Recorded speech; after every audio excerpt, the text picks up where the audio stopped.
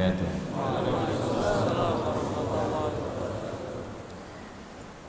Alhamdulillahilladzi hadana ilal islami fa asbahna muslimin wa gharrasa fi qulubina al-imana fa asbahna al-mu'minin wa amarna bil ibadati linakuna minal muttaqin.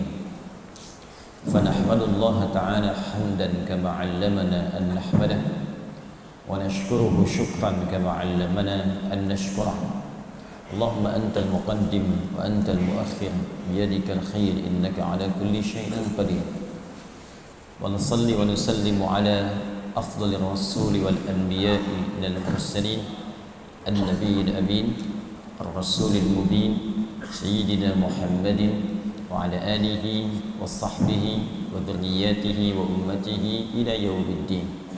أما بعد فيا عباد الله أوصي نفسي وإياكم بتقوى الله فقد فاز المتقون فلا تموتن إلا وأنتم مسلمون. فقال تعالى مذكرا بذلك يا أيها الذين آمنوا اتقوا الله حق تقاته wala tamutunna illa wa antum muslimun. Saudara-saudariku, alhamdulillah Allah masih memperkenankan kita menjadi muslim yang beriman dan berusaha meningkatkan iman kita sehingga menjadi hamba yang bertakwa dengan mengawali menunaikan salat subuh berjamaah di masjid ini. Orang takwa yang punya iman itu pertama kali disebutkan oleh Allah cirinya gemar menunaikan ibadah dan diawali dengan salat. Disebutkan dalam Al-Quran surah kedua Al-Baqarah ayat kedua sampai dengan ayat ketiga. Dzalikal kitabu la raiba fi hudan lil muttaqin. Muttaqin itu orang takwa. Siapa orang takwa ini? Di ayat ketiganya diberikan ciri alladzina yu'minuna bil ghaib. Dia selalu memelihara dan meningkatkan imannya di setiap saat.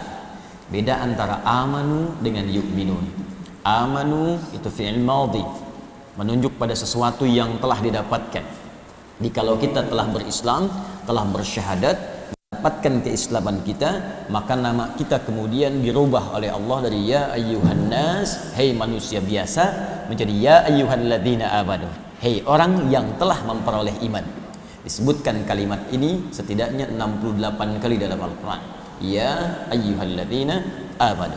Nah, kalau sudah punya iman, maka diberikan petunjuk oleh Allah, jagalah iman itu, terus tingkatkan, naikkan levelnya, naikkan. Maka ketika diminta menaikkan itu, dirubah kalimatnya menggunakan bentuk fi'il mudhari.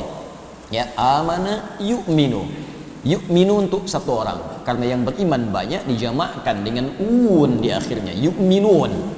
Jadi kalau ada kalimat yu'minun, itu artinya terus naikkan imannya, naikkan levelnya.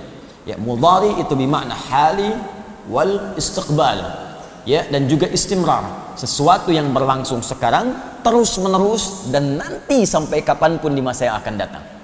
Jadi kata Allah, jangan biarkan iman kita mengendap di lisan saja ketika mengucapkan syahadat. Tembuskan ke dalam jiwa dan latih untuk terus meningkat sampai kita wafat. Wala tamutunna illa wa antum muslimun. Naikkan terus. Bagaimana menaikkannya? Dengan amal saleh. Karena itu setelah kalimat iman tadi ada amal saleh. Alladzina yu'minuna bil ghaib wa yuqimunas shalah. Amal saleh pertama adalah salat. Kalimat iman dalam Al-Quran seringkali disusul dengan amal saleh.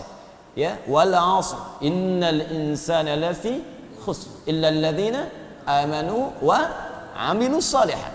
Ya ayyuhalladzina amanu kutiba 'alaikumus shiyam. Ya ayyuhalladzina amanu aufu bil 'uqud. Tapi amal saleh yang paling dasar itu salat. Salat yang paling menentukan apakah baik tidak amalan yang lainnya. Alhamdulillah, kalau baru bangun kita tidur, kemudian dipanggil dengan suara azan, kita respon dengan sholat, ini menunjukkan iman kita masih tertanam dalam jiwa. Dan berbahagialah ketika iman itu diwujudkan dalam bentuk sholat, terpanggil kita menunaikan sholat berjamaah. Berjamaah tingkatnya lebih tinggi dibanding sendirian. Sholatul jamaati afdalu min sholatil fardi, ya, bi 27 darajah. Salat berjamaah lebih utama dibandingkan dengan sendirian. Pahalanya 27, yang sendirian 1. 1 nilainya 10. Di Quran surah ke-6 ayat 160. Man jaa bil hasanati falahu asyru amthaliha. Siapa yang mengerjakan 1 kali hasanah, perbuatan baik, maka nilainya 10. Salat disebut dengan hasanah.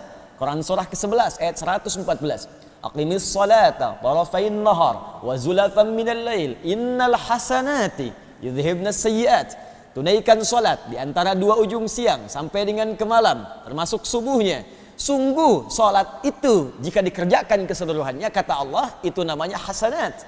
Bentuk jamak dari hasanah. Setiap perbuatan hasanah disebutkan di Quran surah Al-An'am tadi ayat 160, poinnya 10. Jadi kalau Anda kerjakan sekali salat dapat poin 10. Tapi kalau berjamaah kalikan 27. 270. 270. Masya Allah. Baru bangun tidur, salatnya berjamaah, berarti levelnya naik daripada iman yang standar. Kalau dikerjakan di masjid, di hadis Muslim, baru datang saja belum salatnya sudah mendapatkan 25 poin lagi. Jarak poinnya kata Nabi, 1 ke 2 500 tahun, 2 ke 3 500 tahun, 3 ke 4 500 tahun. Itu belum salatnya. Baru datang, kemudian dia niat untuk ibadah, sudah mendapatkan 25.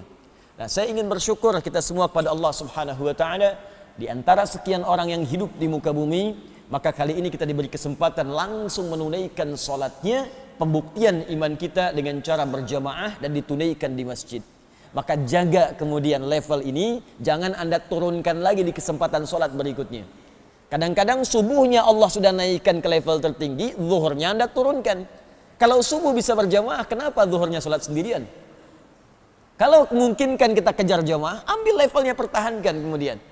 Apalagi tadi diingatkan dengan dibacakan surah Hud, surah ke-11. Tadi imam bacakan dari ayat ke-86 sampai dengan ayat 95. Di situ kita diingatkan oleh Allah Subhanahu wa taala untuk menjaga diri baik-baik. Jangan sampai banyak berbuat salah seperti kaumnya Nabi Nuh, kaumnya Nabi Lut. Kalau ada orang mengingatkan seperti Nabi Syuaib mengingatkan umatnya, maka jangan sampai kemudian kita melecehkan orang yang mengingatkan itu. Dulu para nabi mengingatkan, sekarang ada ustaz-ustaz, ada para ulama, ada kiai, ada habaib. Kata Allah, jangan lihat latar belakang mereka dari status sosialnya. Nabi Syuaib pernah disoal, engkau kan keluarganya keluarga biasa, bukan keluarga terhormat, ngapain mengingatkan kami? Jadi ada orang-orang yang merasa status sosialnya tinggi sehingga tidak butuh dengan peringatan. Itu sudah ada di masanya Nabi Syuaib alaihissalam. Ya, apa yang terjadi kata Nabi Syuaib? Maka siapa yang lebih tinggi dibandingkan dengan Allah? Allah yang menitipkan padamu kekayaan, Allah yang menitipkan padamu kedudukan. Allah mengutus aku untuk mengingatkan kau bagaimana cara menempatkan kedudukan dan kekayaan itu sesuai dengan perintah Allah Subhanahu wa taala. Maka jika Anda menyoal saya, kata Nabi Syuaib, maka sama dengan Anda menyoal Allah Subhanahu wa taala, karena Allah yang mengutus saya. Karena itu teman-teman sekalian, diingatkan dalam ayat tadi kepada 2 hal. Pertama, kepada setiap pendakwah, ya, juga kalangan ustaz, para ulama, para habaib, para kiai, untuk memperbaiki niat, untuk meniatkan ikhlas karena Allah Subhanahu wa taala. In uridu illa al-islah wa ma taufiqi illa billah, di ayat 88-nya. Kata Nabi Syuaib di lisannya alaihi salam, tidak ada niat dari setiap orang yang mengajak untuk mendekat kepada Allah kecuali niat utamanya islah. Ikhlas karena Allah untuk memperbaiki diri dan memperbaiki umat. Arahkan kepada umat.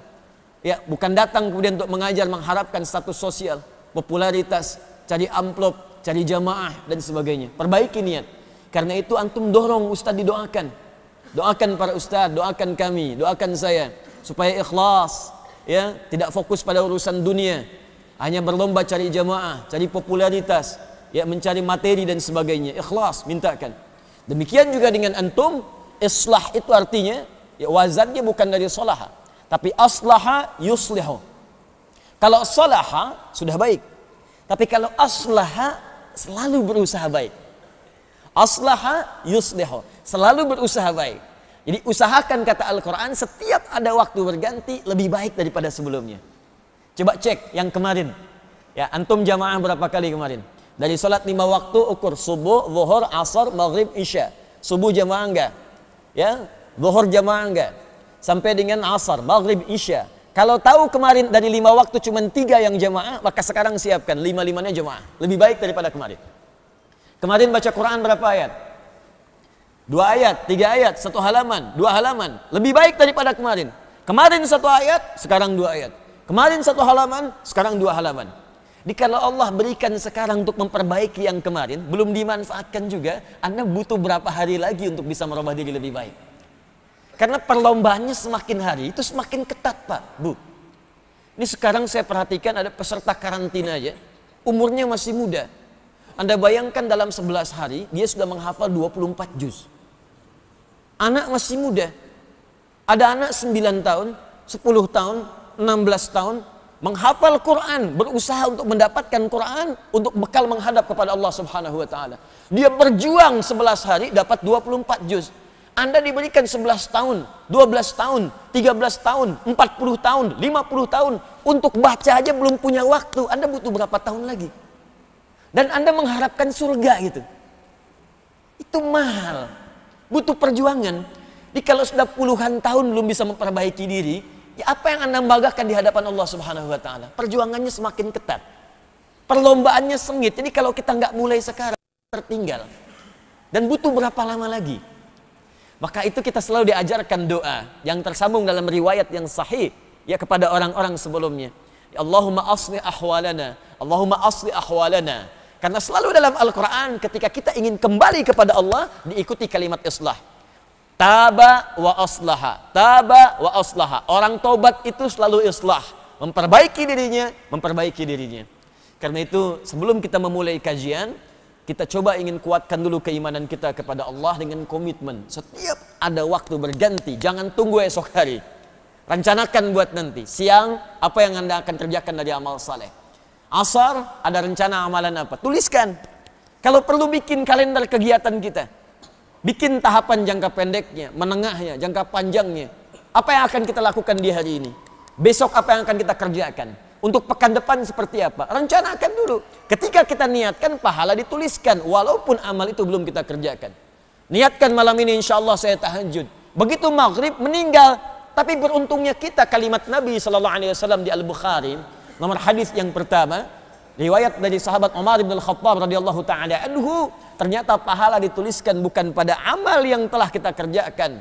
Itu bonusnya. Tapi pada niat yang telah kita tanamkan. Itu awal mula pahala diberikan.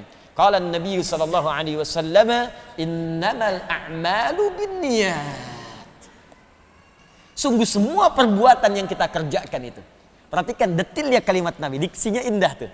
Kata Nabi, "Ana afsahul Arab baina anni min Quraisy." Saya orang Arab yang paling fasih. Orang Arab yang paling fasih itu otomatis pembicaraannya selalu lekat dengan balaghah. Balaghah memiliki 3 jenis turunan ilmu. Ya, ada ma'ani, 2 bayan, 3 badi'ah. Ma'ani adalah memilih diksi, pilihan kata yang sesuai dengan konteks. Pas pilihannya. Nabi tidak mengatakan innamal af'alu. Tapi Nabi mengatakan innamal a'malu. Innamal a'malu. Ingat, beda antara a'mal dengan af'al. A'mal jamak dari kata amal. Af'al jamak dari kata fa'al. Amal itu kalau disertakan atau ditunjukkan pada perbuatan, itu umumnya mengacu pada perbuatan makhluk, hamba, yang akan dipertanggungjawabkan di hadapan Allah Subhanahu wa Ta'ala. Jadi kalau disebutkan kalimat amal, jamak dari kata amal. Tidak disebutkan kata amal kecuali menunjuk pada perbuatan makhluk. Makhluk, hamba Allah Subhanahu wa Ta'ala. Tapi kalau kalimat fa'al, itu khususnya hanya ditujukan kepada Khaliq Allah saja. Kalau disebutkan pada hamba, berarti menunjuk pada perbuatan negatif. Hanya disebutkan pada perbuatan Allah saja. Karena itu di Quran disebutkan wallahu yaf'alu ma yurid, bukan ya'malu. Karena perbuatan Allah tidak dimintai pertanggungjawaban oleh siapapun. Tapi manusia menggunakan kalimat amal. Amal. Wa may ya'mal mithqala dzarratin khairan yarah. Ya, faman ya'mal mithqala dzarratin syarran yarah. Menggunakan amal. Kenapa disebut amal? Karena semua yang kita kerjakan akan dipertanggungjawabkan di hadapan Allah Subhanahu wa Ta'ala. Jamaknya disebut amal. Amal terbagi 2. Yang baik disebut amal saleh, yang jelek disebut dengan amal salah, sayyi'at. Ya. Ingat, yang baik adalah saleh, yang salah disebut sayyi' atau sayyi'at. Karena terbagi dua, maka diingatkan oleh Allah. Yang baik diperlihatkan khairan yarah, yang buruk ditampakkan syarran yarah. Mumpung masih hidup, tutup yang salah dengan yang soleh. Karena semua itu akan ditampakkan. Anda silahkan sekarang punya pilihan. Berbuat soleh, silahkan. Salah, pilihan. Tapi ada resikonya. Satu saat akan ditampakkan di hadapan Allah Subhanahu wa Ta'ala. Ayo silahkan. Mau maksiat di kantor, di kamar sendirian, di ruangan yang tertutup. Sekarang merasa aman, besok nampak. Sekarang yang tahu cuman Anda, besok dibuka semuka langit dan bumi akan mengetahui perbuatan Anda. Anda nggak percaya urusan Anda sekarang, besok tampak. Apa yang Anda kerjakan maksiat diam-diam itu? Atau ada yang berkomplot berbicara dalam keburukan, tampak semuanya. Oh, rupa-rupanya begini, semua muka langit dan bumi tahu. Tadinya tertutup tuh. Dibuka kemudian oleh Allah. Dia tuh kelihatan rajin ikut ta'lim. Ternyata pencuri juga. Ternyata maksiat juga. Ternyata orang ini kriminal juga. Dibuka. Karena itu sebelum itu ditampakkan, edit dari sekarang film kita nanti. Kalimat-kalimat buruk dubbing. Cari kata-kata yang baik. Adegan-adegan yang buruk sensor dengan taubat. Minta kepada Allah dihapuskan itu. Wa yukaffir anhu sayyi'atihim. Dihapus oleh Allah semua keburukannya. Bagaimana caranya? Kembali kepada Allah dalam kebaikan. Dan cara memulai itu tidak ada yang lain kecuali dengan pengetahuan, ilmu. Orang taubat tanpa ilmu, mustahil taubatnya bisa sempurna. Orang ibadah tanpa ilmu, mustahil ibadahnya sempurna. Karena itu orang bersyahadat pun, kalimat pertama perintah dari Al-Quran untuk mencari ilmu guna menguatkan syahadatnya. Quran surah ke-47 ayat ke-19. Fa'lam annahu la ilaha illallah. Fa'lam, maka mesti punya ilmu. Fi'il amr, ketahuilah. Kalau diteruskan dengan terjemahan sorofnya, maka mesti punya ilmu untuk menguatkan la ilaha illallah, bahwa tidak ada Tuhan selain Allah yang layak dipertuhankan dan disembah. Kalau tak ada ilmu, nanti syahadatnya cuma di lisan. Karena di lisan, maka bisa dirubah dengan kalimat-kalimat lain yang muncul ke lisan kita. Itu yang disebutkan di Quran surah ke-49 ayat ke-14. Tidak cukup syahadat cuma di lisan, tapi harus ditembuskan ke dalam jiwa. Qalatil a'rabu amanna. Sebagian orang Arab Badui berkata, kami beriman. Qul, kata Allah, katakan Muhammad sallallahu alaihi wasallam, lam tu'minu. Kalian belum serius imannya. Walakin qulu aslamna. Tapi katakan dulu, baru masuk Islam. Baru masuk Islam itu artinya baru syahadat. Walamma yadkhulul imanu fi qulubikum. Sementara imannya belum sampai ke dalam jiwanya. Kalau iman mau sampai ke dalam jiwa, maka isi dengan pengetahuan. Isi dengan ilmu. Jadi kalau imannya sudah sampai ke jiwa, cirinya begini nih. Iman masuk ke dalam hati. Nanti iman yang di hati ini akan membimbing tubuh untuk beramal soleh. Mata, kalau ada iman di mata kita, nanti iman ini akan naik ke mata. Membimbing mata, nih bagaimana cara melihat yang benar. Makanya mata ketika melihat disebutkan imannya dulu. Quran surah 24 ayat 30 itu laki-laki, 31 untuk perempuan. Qul lil mu'minina, katakan pada pria-pria yang beriman, yaghuddu min absarihim. Imannya itu akan membimbing matanya untuk melihat yang baik dan memalingkan pandangan itu dari yang tidak baik. Wa qul lil mu'minati, katakan pada perempuan-perempuan yang beriman, yaghuddna min absarihinna. Maka iman dalam jiwanya itu akan membimbing matanya hanya melihat yang baik saja. Jadi kalau di mata kita ini dibimbing oleh iman, arahnya semua baik pandangan. Yang jelek dialihkan. Makanya senang lihat masjid. Senang orang beramal soleh kita lihat. Senang memandang Al-Quran. Senang memandang wajah orang-orang soleh. Karena matanya itu dibimbing iman. Tapi kalau imannya tipis atau tidak ada iman, maka mata ini nggak ada arahnya, Pak, Bu. Semua dilihat. Bahkan maksiat pun ada yang menikmati. Gambar-gambar buruk dinikmati. Berpaling susah. Kalau ada iman gampang. Lihat WhatsApp, media sosial, gambar gak bagus, astagfirullah, tutup. Apa nih berita gak benar. Bahkan handphonenya kadang dibeginikan tuh. Ya. Tapi kalau imannya tipis, memang lisannya istighfar, tapi matanya gak belok-belok. Astagfirullah. Zaman sekarang memang ada-ada aja. Astagfirullah. Astagfirullah cuman begini gitu. Ya. Lisan juga begitu. Ya ayyuhalladzina amanu la yasraq qaumun qaum, ya ayyuhalladzina amanu la yaghtab ba'dukum ba'dha. Quran surah 49 ayat 11 sampai 12. Jadi imannya dulu, iman. Nah, kalau imannya tipis, apalagi cuma di lisan nih, nggak sampai ke jiwa, nggak jadi bimbingan, kadang-kadang bisa keluar lagi dengan kalimat-kalimat yang lainnya. Makanya dikasih sarimi, pindah agama. Tuh. Diberikan kata-kata lain yang cuma di lisan, aku mencintaimu, murtad. Kok bisa gitu? Ya. Saya kemarin baru dari Inggris. Berapa tempat Inggris kan kota maju, ya, negara maju. Kotanya juga Manchester, di London, kota maju-maju. Di Kanada berapa waktu lalu juga maju. Ya, di New Zealand maju. Itu Masya Allah di negara maju banyak yang masuk Islam.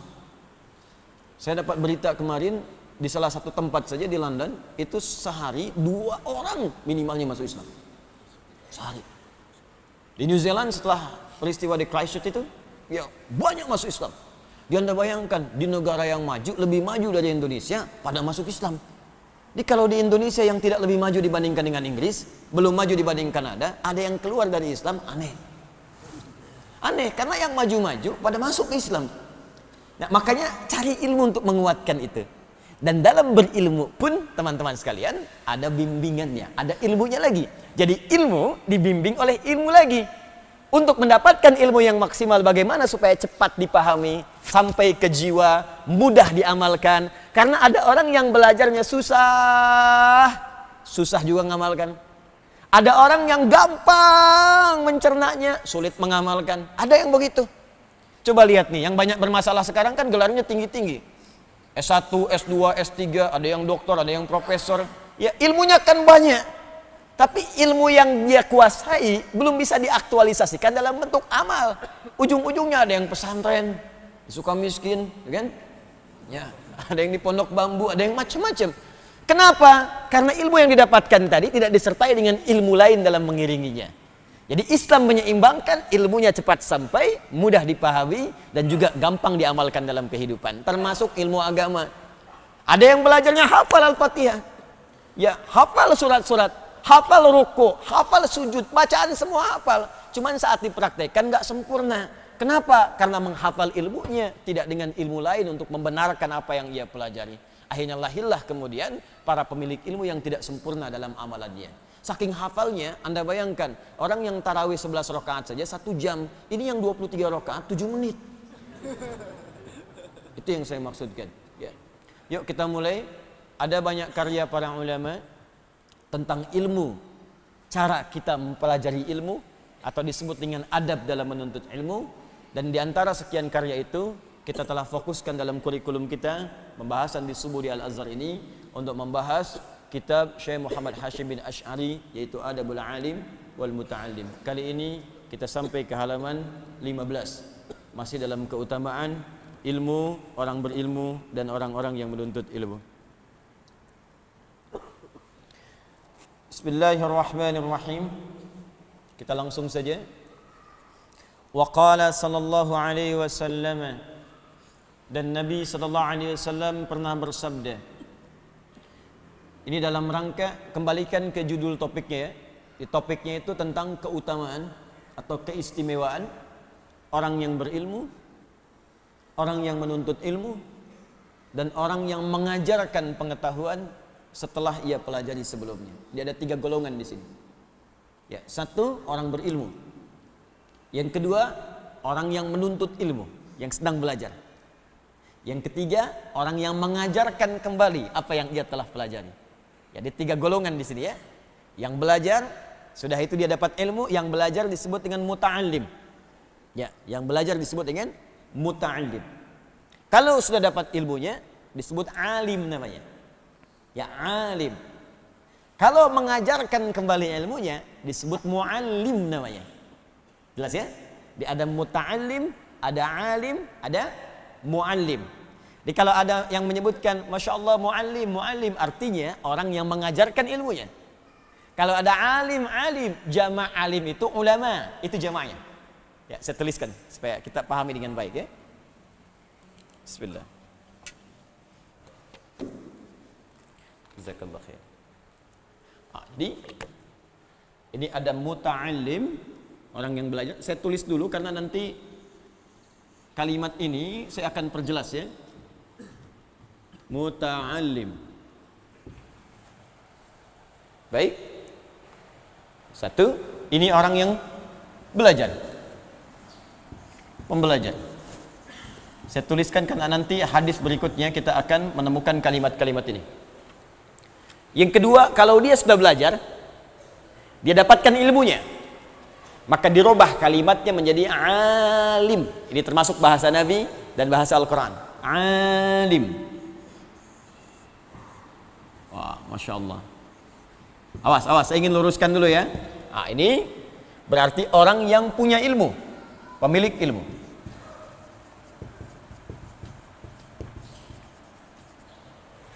Awas. Dia alim banget, alim. Ya. Nah, alim yang dimaksudkan itu bukan rajin ibadah. Karena ada orang menyebut orang rajin tahajud, gitu kan? Orang rajin puasa, rajin baca Al-Quran, terus disebut dia orangnya alim, gitu kan? Nah, alim di sini, kalau dalam pengertian bahasa Arab, bukan itu yang dimaksudkan. Jadi awalnya yang dimaksudkan bukan orang yang senang ibadah, bukan. Alim di sini orang yang punya pengetahuan. Jelas, yang pengetahuan ini boleh jadi kemudian dipakai dalam ibadahnya. Di sholat, tahu ilmunya, cara sholat yang benar. Ya, takbir, dia tahu apakah mengangkat kemudian setinggi bahunya sejajar hadwaman kibaihi, ataukah sejajar dengan daun telinganya. Bahkan dia gali hadisnya. Oh, yang ini dari Abu Hurairah, dari Khalad bin Rafi Az-Zuraiqi, diriwayatkan oleh Al-Bukhari, diriwayatkan oleh Imam Muslim. Yang ini dari Imam An-Nasai, nomor hadis 1101. Ya, dicari sama dia tuh. Sampai dengan takbir diucapkan Allahu Akbar, ini di Abu Daud. Sampai tangan disimpan di mana, tahu betul. Jadi dia beribadah dengan ilmunya yang bersanad kepada Nabi sallallahu alaihi wasallam. Itu alim. Kalau cuma ibadah tapi tidak tahu dasar ilmunya, cuma dapat informasi takbir angkat begini, ucapkan Allahu Akbar, ruku ucapkan ini, sujud ucapkan ini, maka namanya disebut abid. Abid. Tuh. Jamaknya disebut abidin. Ya, Haji Abidin. Atas biaya dinas. Nah, itu bukan yang itu ya. Nah, ini abid. Jadi kalau Anda ingin menyebutkan alim, itu artinya orang yang punya ilmu, pengetahuan. Jamaknya disebut ulama. Ya. Jamaknya disebut ulama. Jadi ulama itu sebetulnya bentuk jamak. Mufradnya, singularnya disebut dengan alim. Dia seorang ulama. Bukan. Dia seorang alim. Mereka ulama. Majlis Ulama Indonesia. Di majlis itu orang-orang alim berkumpul. Di majlis itu para pemilik ilmu berkumpul.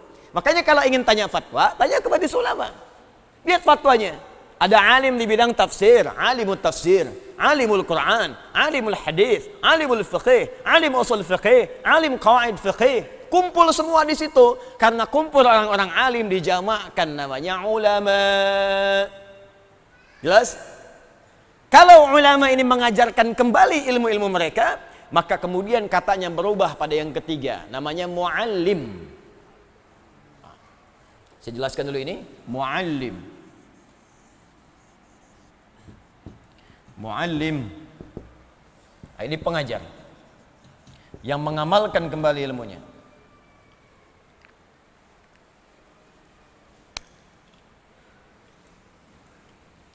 Jadi di bab ini Syekh Hasim ya, ingin menampilkan tentang pujian-pujian Nabi sallallahu alaihi wasallam, tentang keistimewaan khususnya 3 golongan ini. Nanti kita temukan ada yang keempat, nanti kita akan lihat ya. Teman-teman, jadi oleh Nabi orang-orang yang senang belajar, orang-orang yang telah tahu pengetahuan, dan orang-orang yang mengajarkan pengetahuan itu oleh Nabi diistimewakan dibandingkan dengan kalangan-kalangan biasa. Jadi kalau Anda masuk satu di antara 3 ini, atau nanti ada golongan yang keempat menjadi bagian dari ini, maka berbahagialah karena Anda termasuk golongan yang dipuji dan diistimewakan oleh Nabi sallallahu alaihi wasallam. Jadi kalau yang muji Adi Hidayat, jangan bangga dulu. Jangan bangga dulu. Karena boleh jadi menurut ukuran ustadz lain, apa yang disampaikan seorang Adi Hidayat bisa berbeda. Tapi kalau yang memuji Nabi, seorang manusia mulia, yang bahkan langsung dipuji oleh Allah, wa innaka la'ala khuluqin azim, engkau akhlakmu begitu mulia, Ibadahnya luar biasa sampai disebut Ahmad oleh Nabi Isa. Min ba'di ismuhu Ahmad. Quran surah 61 ayat yang ke-6. Ahmad itu kan menunjuk pada sifat ibadah yang tinggi. Ibadahnya. Dari kata hamid. Jadi kalau disebutkan hamid, artinya yang rajin di satu aspek ibadah. Misal, maaf ya, ada orang rajin tahajud, tapi untuk puasa sunnah belum konsisten. Itu hamid. Tapi kalau orang rajin puasanya, rajin tahajudnya, rajin baca Al-Qur'annya, rajin sedekahnya, maka dirubah jadi bentuk superlatif, sighah mubalaghah. Ya, bentuk mubalaghah, af'al tafdhil, untuk menunjuk keutamaan. Dari hamid jadi Ahmad. Ahmad. Kalau ingin menunjuk pada aspek sosialnya, ya maaf, rajin berbagi, jujur, sabar, tawadhu, rendah hati, ya, maka kalimatnya kalau di satu aspek saja disebut Mahmud namanya. Mahmud. Orangnya jujur tapi kurang sabaran. Jujur iya, sabar enggak. Ya, misal itu satu aspek disebut apa? Mahmud. Sabar iya, jujur enggak. Ya, sabar memang, cuman sabarnya dipakai untuk mencuri. Yuk, sabar nungguin orang takbir, begitu takbir ambil tasnya, gitu kan? Ya. Nah, itu satu bagian. Tapi kalau kemudian digunakan pada aspek yang baik seluruhnya dan banyak terkumpul, maka dirubah kalimatnya menjadi bentuk superlatif, sighah mubalaghah, dari Mahmud jadi Muhammad. Dan Nabi Muhammad memiliki keduanya, Muhammad dan Ahmad. Muhammad disebutkan 4 kali dalam Al-Quran. Quran surah ketiga ayat 144, Quran surah ke-33 ayat ke-40, dan Quran surah ke-47 ya, dengan namanya ayat yang kedua, serta Quran surah ke-48 ayat ke-29. Muhammadur Rasulullah. Dengan Ahmad sekali disebutkan. Jadi Muhammad menunjuk aspek sosial, Ahmad menunjuk aspek untuk ibadahnya, ritual. Dua-duanya sempurna, tinggi, sampai kata Nabi Isa kenapa menyebut Ahmad? Karena Nabi Isa itu punya kemiripan di aspek Muhammad, baik pribadinya, sangat mulia, ajaran kasihnya tinggi. Nabi Isa Al-Masih, Yesus, seorang nabi, manusia, nabi, itu punya kemuliaan, di antaranya sifat kasih sayang yang dalam. Ajaran kasihnya tinggi. Makanya saya sering katakan sebuah kisah, beliau lewat dengan murid-muridnya, begitu lewat kemudian di samping satu sungai yang sedang mengalir itu ada bangkai binatang yang sudah membusuk. Kata muridnya, guru ini bau sekali bangkai ini. Ya, kata Nabi Isa alaihi salam, lihat betapa putih giginya. Kata muridnya, Anda kenapa melihat giginya, bukankah bau busuknya? Kata Nabi Isa, karena manusia hanya mengeluarkan apa yang dipikirkannya. Jadi kalau kita pikirkan baik, maka keluar di lisan kita baik. Tapi kalau kita pikirkan tidak baik, keluar di lisan kita yang tak baik. Di sini ada kata-kata mutiara, kemudian teko hanya mengeluarkan isi tekonya. Dari kalimat ini tadi. Dia Anda bayangkan pada hewan yang telah jadi bangkai pun beliau masih melihat yang baiknya. Ya, dan ada ramalan di kitab sebelumnya bahwa ada nabi yang terakhir akan datang dengan sifat kemuliaan secara kasih dan sosialnya. Dikira beliau nabi terakhir karena punya kemiripan dengan Nabi Muhammad SAW. Nabi Muhammad jangankan pada hewan, pada tumbuhan, dalam suasana perang kata beliau, walaupun sedang emosi, jangan cabut tanaman. Sedang Anda ingin nyembelih hewan, saat akan nyembelih pun, kata Nabi SAW, tajamkan pisaunya supaya tidak menyakiti hewannya. Jadi masih dipikirin hewan itu supaya nggak sakit, supaya nggak menzalimi hewan saat menyembelih. Memang fitrah dia disembelih, tapi bagaimana menyembelihnya supaya nggak zalim, tajamkan. Bahkan dalam menajamkan pun dalam fikih nggak boleh depan hewannya. Sabar ya, tunggu sebentar, nggak sakit kok. Nah, itu nggak boleh. Ya. Itu Anda bayangkan, sifatnya demikian. Makanya kata Nabi Isa, nabi terakhir bukan saya. Ada yang lebih hebat dibandingkan saya. Ada yang lebih mulia dibandingkan saya. Yang tidak akan tertandingi amalannya oleh nabi-nabi sebelumnya. Dialah Ahmad, menunjuk pada aspek ibadahnya kepada Allah. Tafsir paling baik di Al-Bukhari tentang kalimat ini. Nomor hadis 2008 sampai 2010, khususnya dari hadis riwayat Sayyidah Aisyah radhiyallahu taala anha, ketika ditanya oleh para sahabat kaifa kanat salatun Nabi sallallahu alaihi wasallam, bagaimana sifat salat Nabi khususnya di salat malamnya.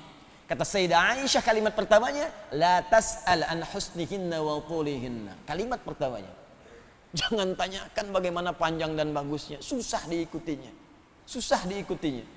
Nekat diikuti kemudian harinya. Ya. Ada Hudzaifah al-Yamani, Ya, ada Abdullah bin Mas'ud, ada Ubay bin Ka'ab. Datang mengikuti Nabi. Allah memang enak. Salat di belakang Nabi. Satu rakaatnya 100 ayat Al-Baqarah. Ya, kata Abdullah bin Mas'ud, nikmat sekali ini. Dikira akan ruku nyambung sampai selesai. 286. Dikira akan ruku nyambung Ali Imran 200 ayat. Dikira akan ruku nyambung An-Nisa 176 ayat. Rakaat pertama 5 juz 4 halaman. Baru ruku. Besoknya nggak ikut lagi. Tapi ini menunjukkan kemuliaan yang paling tinggi. Dan manusia yang mulia ini, Nabi yang paling tinggi ini, yang paling istimewa. Anda bayangkan, Nabi yang dipuji oleh semua Nabi-Nabi sebelumnya. Disebutkan isyaratnya oleh lisan Nabi Ibrahim dan Nabi Ismail. Quran surah kedua, ayat 129. Disebutkan isyaratnya lewat lisan Nabi Isa. Quran surah 61, ayat yang ke-6. Disebutkan nasabnya sampai dengan Nuh, nasab kenabiannya. Kerasulannya sampai Nabi Nuh alaihissalam. Quran surah keempat An-Nisa ayat 163. Nasab kerasulannya disebutkan, nasab kenabiannya disebutkan, nasab kemanusiaannya sempurna dari beliau sampai Nabi Adam alaihissalam. Mukjizat pertamanya ketika lahir, nasabnya sempurna semua. Keluarganya sempurna dari Quraisy. Kalangan baninya Bani Hashim, kalangan terhormat. Anda bayangkan, dia orang nggak bisa nyoal. Nggak bisa seperti Nabi Syuaib tadi, kamu siapa? Status sosialnya begitu. Nabi Muhammad nggak bisa disoal. Karena status sosialnya tinggi, Quraisy orang paling fasih dan terhormat. Bani Hashim kalangan paling dihormati. Nasab nyampe ke Nabi Adam secara manusia. Muhammad bin Abdullah, bin Abdul Muttalib, bin Hashim, bin Abdul Manaf, bin Qusay, bin Murrah, bin Kilab, bin Ka'ab, bin Ghalib, bin Fihir, bin Malik, bin Nadar, bin Kinana, bin Khuzaimah, bin Mudrika, bin Ilyas, bin Nizar, bin Mudhar, bin Ma'ad, bin Adnan, bin Addi, bin Adri, bin Muqawwam, bin Nahur, bin Tarikh, bin Ya'rub, bin Yasjub, bin Nabit, bin Ismail alaihissalam, bin Ibrahim alaihissalam, bin Azar atau bin Nahur, bin Abir, bin Kinan, bin Arfakhshad, bin Sam, bin Nuh alaihissalam, bin Mihlail, Matushala, bin Kinan, bin Anwas, bin Tis, bin Adam alaihissalam. Nasab Rasulnya sempurna. Inna auhayna ilaika kama auhayna ila Nuhin wan nabiyyina min ba'di. Quran surah 4 ayat 163. Di kerasulannya sempurna, kemanusiaannya sempurna, keluarganya sempurna, kabilahnya sempurna, akhlaknya sempurna, ibadahnya sempurna. Dan manusia yang sempurna ini dengan izin Allah Subhanahu wa taala bahkan dijamin surga sebelum wafatnya. Turun satu surah. Ketika turun Nabi tersenyum. Ditanya oleh sahabat, "Lima tabassamta ya Rasulullah?" Kata beliau, barusan turun, Bismillahirrahmanirrahim. Inna a'tainakal kautsar. Fasalli li rabbika wanhar. Inna syani'aka huwal abtar. Sungguh kami telah siapkan untukku kenikmatan yang paling banyak di surga. Saking banyaknya, kata Allah, kami akan berikan sampai engkau puas. Wala sawfa yu'tika rabbuka fatarda. Padahal kaidah nikmat itu kalau diberikan gak ada yang puas. Nikmat itu begitu. Kalau diberikan nikmat, gak ada yang pernah puas. Contoh, Anda kalau sudah dapat sepeda, pengen apa? Berarti gak puas dengan sepeda, pengen motor. Kalau sudah punya motor, pengen apa? Mobil. Anda pakai motor, lihat orang bawa mobil, pengen mobil. Kalau sudah punya mobil, pengen apa? Oh, pesawat. Simpan di mana? Nikmat tuh begitu. Nikmat tuh kalau sudah dapat, pengen lagi. Sudah umroh, pengen haji. Sudah haji, pengen haji lagi. Ya, sudah nikah, ya pengen punya anak. Tuh. Yang ini bu, yang ini bu. Ya, kalau suami ibu ada jajaran ini, berarti ini nih. Ya, selalu begitu. Naik, naik, naik. Tapi di surga, ya, begitu kita pengen anggur, ada anggur. Pisang, ada pisang. Minuman ini datang semuanya. Kata Allah kepada Nabi Muhammad, khusus untukmu, wala sawfa yu'tika, untukmu saja. Wala sawfa yu'tika rabbuka fatarda. Aku akan berikan kepadamu limpahan nikmat sampai kamu berkata, saya puas ya Allah. Saya ridha. Manusia yang paling sempurna. Dan beliau yang sempurna ini dengan izin Allah, dari kenabiannya, kemanusiaannya, sifatnya, jaminan surganya, memuji kalangan tertentu. Ini yang mau saya sampaikan. Jadi kalau Anda dipuji oleh orang biasa, ya jangan lupa bahagialah. Tapi kalau yang memuji adalah orang yang telah dipuji Allah dengan segala kemuliaannya, di situ patut kita kejar. Apa objek yang menjadi pujian oleh beliau itu? Karena kalau beliau sudah memuji, artinya amalan itu disukai oleh Allah Subhanahu wa taala. Baik, di antara amalan itu, waqala sallallahu alaihi wasallam, dibocorkanlah oleh Syekh Muhammad Hashim bin Asy'ari di kitab ini. Apa amalannya?